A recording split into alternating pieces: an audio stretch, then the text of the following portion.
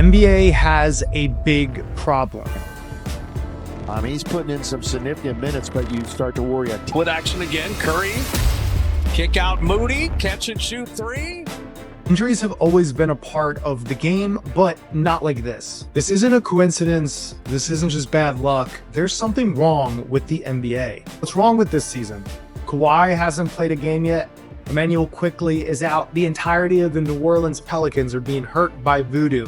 Pelicans have so many injuries, they signed Bobby Boucher to a 10-day contract.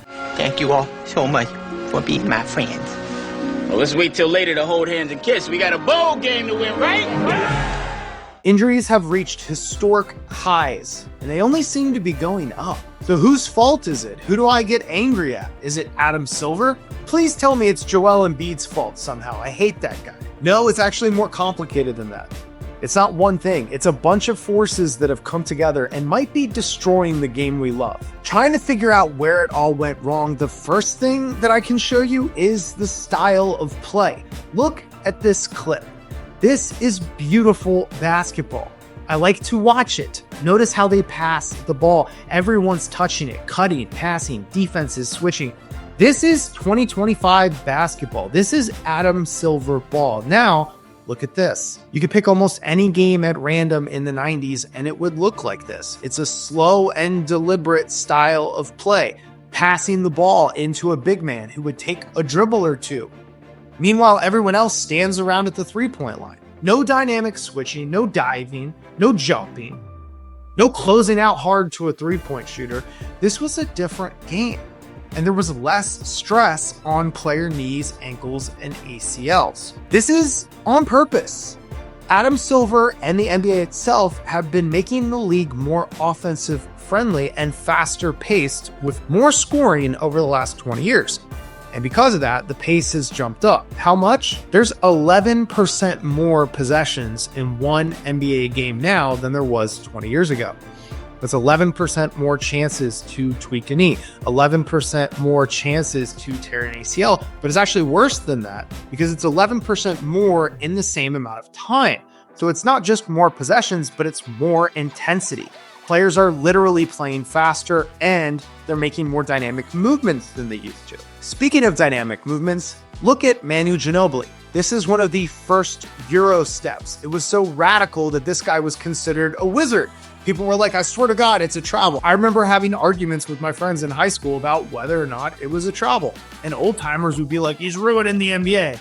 Now you have 7-foot centers doing Euro steps. Giannis and Embiid are doing Euro steps. And these moves are a lot of pressure and a lot of stress on your joints at full speed. Up and down, pushing it coast to coast, that long one too. And Monster stuff. Embiid, wow! Players are literally doing riskier movements and trying to guard those riskier movements. But it's not just the moves. I also think it's in the training. Look, I don't know which players are using testosterone or HGH or steroids, but I know they're using them. I know for sure they're using them because the game has gotten faster and more explosive, and these guys are stronger than they used to be. And there's one thing that performance enhancers don't help you with. It's your hairline. Look at LeBron. No, I'm kidding. Although he probably does performance enhancers. Bronny get a bucket on Bron right now? Yeah, he can get a bucket on Bron right now. Nope. Yeah, he can get a bucket. No way. Nope. Man, come on. That little dude explosive, bro. He is, but you seen his dad? His dad on that balcony. He on that new juice. He ain't sliding like he used to. Steroids and things like that don't make your ligaments stronger. They don't make your tendons stronger, the connective tissue in your body. So when you're jumping and thousands of pounds of pressure is coming down on your knees, the cushions that you were born with are the cushions that you have for the rest of your life. They can't handle the extra force. There's another thing at play here too, and that's been evolving, and that is the AAU generation. We've been looking at clips of LaMelo Ball playing basketball since before he could ask a girl out on a prom date. We watched LaMelo play with braces instead of a grill. And this guy has been playing high intensity basketball along with a lot of players that I would call the AAU generation. They were playing basketball and they were training hard every day, 365 days a year. Training, repetitive movements, dynamic movements, agile movements. I heard someone say players today are coming in with the knees of a 30-year-old as rookies. And again, I don't know if any one of these is the smoking gun, but that sounds right to me. We're seeing rookies get hurt. We're seeing young guys like Zion and Chet and John Morant, Tyrese Halliburton. These are not old grizzled vets. These are guys that are new to the league and they can't stay healthy. And it's funny that I say youth because there's also an age thing at play. The league itself has stayed about the same age, maybe gotten a little younger. But what's interesting is that the stars are playing longer. The career of all-star players and all NBA players is getting longer. We're seeing players like Kevin Durant, players like LeBron James, literally reinventing how you can play at a high level in your late 30s. These guys are going to be more likely to get injured than players that are in their mid-20s. And we're seeing kind of a hollowing out of the mid-level exception. We're seeing a hollowing out of the role player in the NBA. Soon, we're going to see these stars that play longer mixed with a bunch of rookies on rookie contracts. But that's a whole conversation about the second apron that we don't have time for in this video. By the way, if you like dope basketball content, go ahead and hit a like, hit a subscribe. We're making a ton of it on Trash Talk NBA. I also think the responsibility is on the teams. There was a lawsuit that just dropped where Kawhi Leonard's former athletic trainer is accusing the Clippers of lying to Kawhi about his medical history.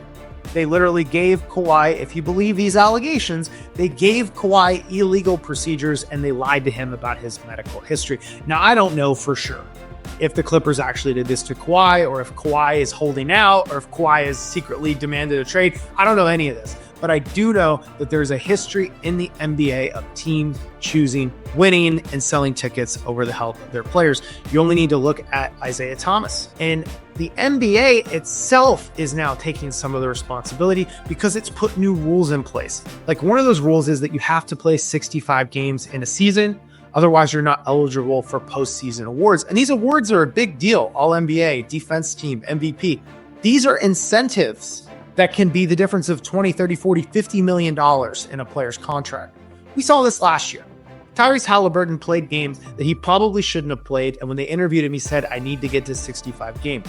Pacers star point guard Tyrese Halliburton returned from injury after missing 10 of his 11 last games. He had this to say to The Athletic on the NBA's 65-game policy. Quote, I think it's a stupid rule. Tyrese Halliburton's been Dr. Jekyll and Mr. Hyde this season, and some people attribute that to his hamstring just not being the same as it used to be. There's an even more famous example, and that's Isaiah Thomas of the Boston Celtics. He was having a borderline MVP campaign when he damaged his hip. And instead of just sitting out and rehabbing it, he came back for the city of Boston and he tried to lead them in a playoff run. He further damaged his hip. And in exchange for that, instead of getting a big extension, the Celtics traded him for Kyrie Irving, didn't give him any more money. It cost him literally hundreds of millions and hundreds of millions of dollars and his career.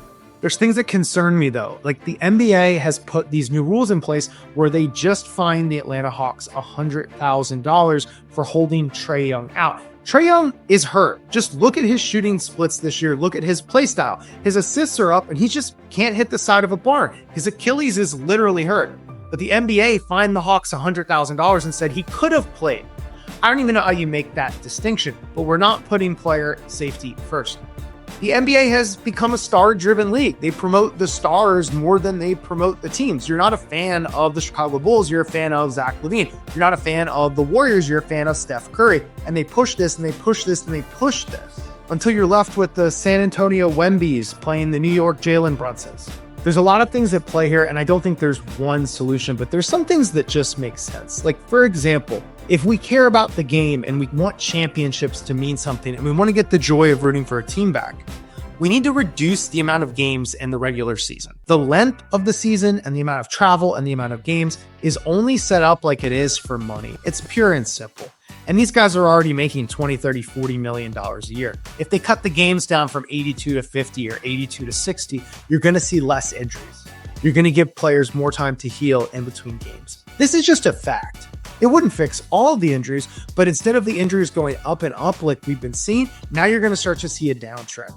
I just don't think that the player health is less important than a dollar. I want to hear your suggestions though. Jump in the comment section and tell me what you think the the solution to this injury pandemic is. Whose responsibility is it? Don't forget to like and subscribe. Speaking of injuries, I feel bad for every player that gets injured except one. That's Joel Embiid. Check out this video if you want to see why I think he shouldn't be in the NBA anymore. Trash Talk Channel out.